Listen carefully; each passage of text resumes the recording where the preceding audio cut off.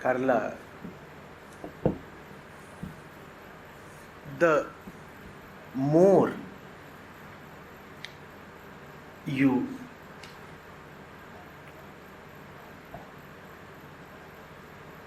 choose to value stuff in your life that is not really stuff, the more you will rise above stuff. Frowning. Such a stuffed statement.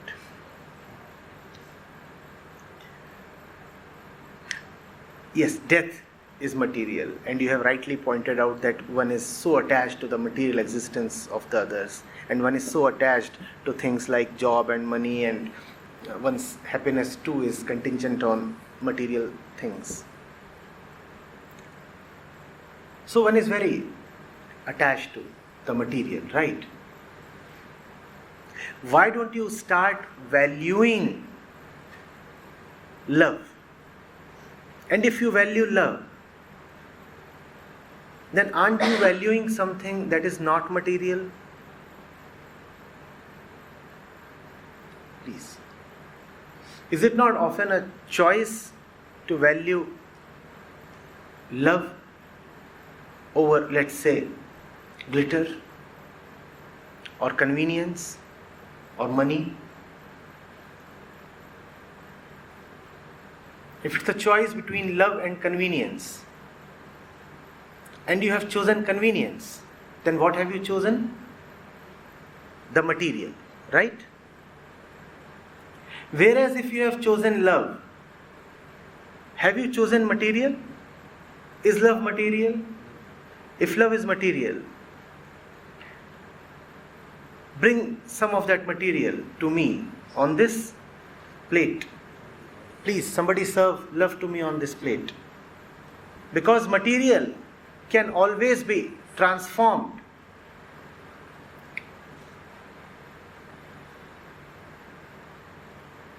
And presented in some way on this plate. Serve me love here, please, with some sauce. Can you?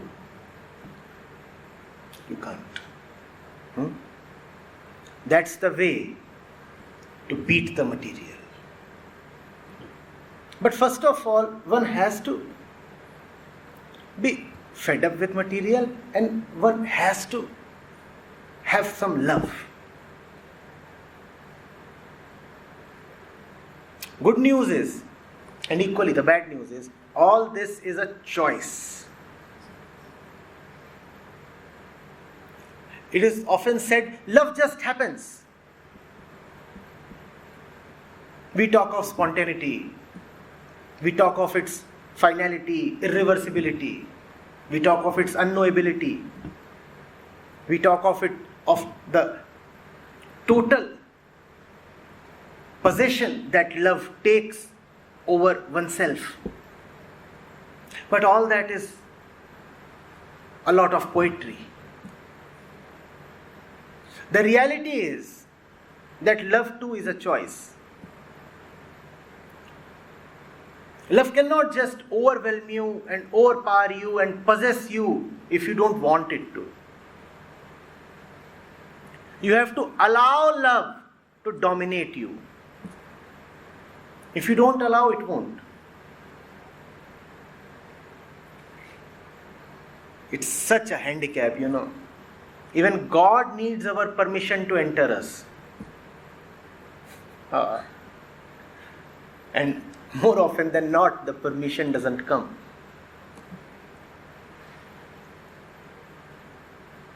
Love won't just happen. You have to permit it. In the choice between convenience and love, the right choice won't just happen. You have to make it. And the temptation to go with convenience is always there. So Carla, the questioner, has to tell me how important it is to go with love. I turn the question upon you, Carla.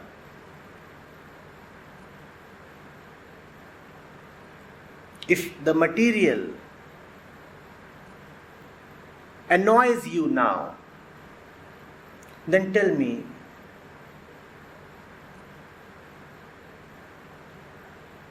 are you ready to love? Because that's what is non-material. And obviously, I could throw in a few more words and complete the mix. The usual culprits: freedom, joy, simplicity, liberation. They are not material, are they?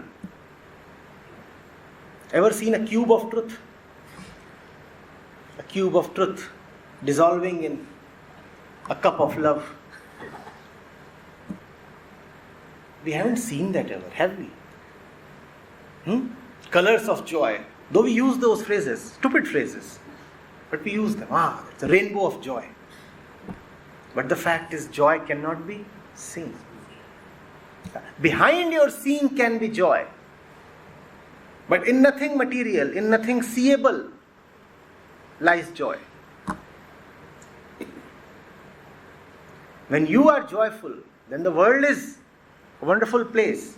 But if you are not joyful, just seeing something won't give you joy. It may give you relief. It may give you temporary happiness, but not the real thing, not joy.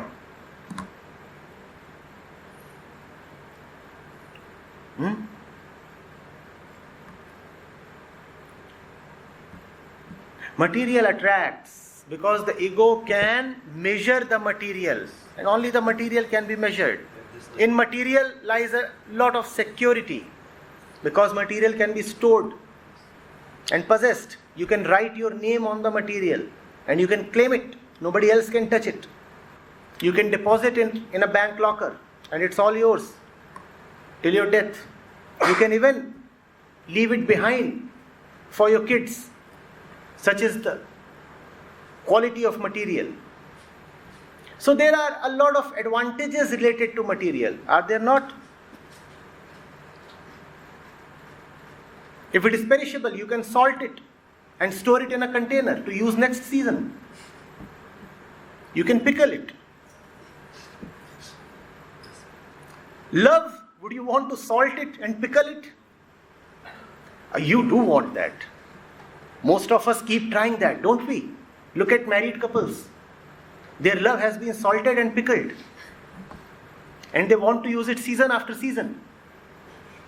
The mango is long since dead, but the pickle is surviving. Obviously, with no juice.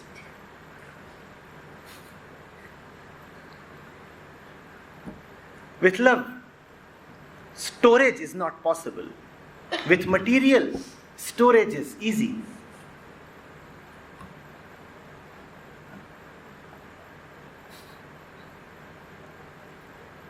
Love is the fresh mango direct from the branch. And then there are relationships. Old pickles. So oily, they spoil the body. But nevertheless, they are very spicy. Now you choose. What do you want?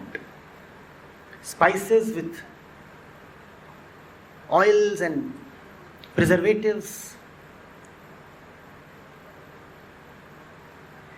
and that shrunken piece of mango skin, or the luscious mango? What is it that you want? You look at my incapacity, Karva. Even to give you an example of love, I have to use something material. That's how tempted the mind is towards the material. Even to tell you of love, I have to take the example of the ripe mango.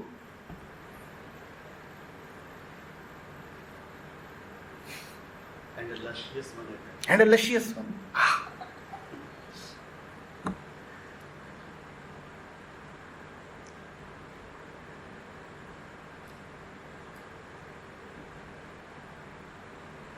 So now you see why the mind goes towards the material.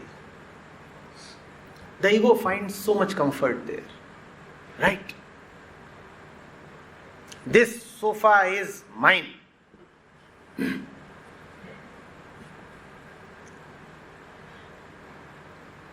With truth you cannot do that. Ever heard something called personal truth? Truth is not even universal. How can it be personal? But the sofa can very well be personal. And you can modify the sofa. If it doesn't work properly, you can get it cut into something more convenient to you. The sari can turn into a skirt. There are designers that specialize at it. Bring us old saris and we'll give you designer dresses from that.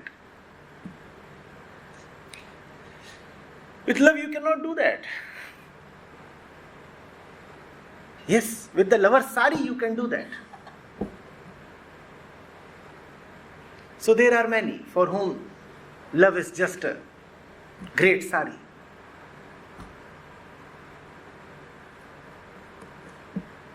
Then they don't need love. In lieu of love, you can give them a great sari. And they are happy. Often when they need sari, they do not say they need a sari. They say, Janu, you do not love me. And Janu understands. She needs a sari. She won't directly say, get me a sari. All that she needs to say is love.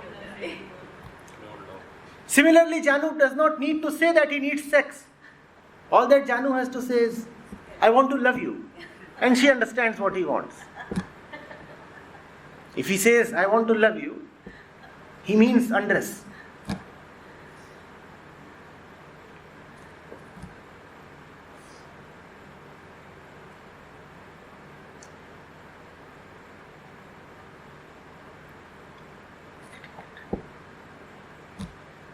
Love is difficult, Carla. Very difficult.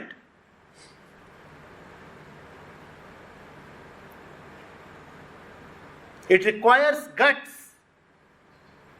Something burning within to want it. And if you don't have that fire, those guts, then you can have ample material.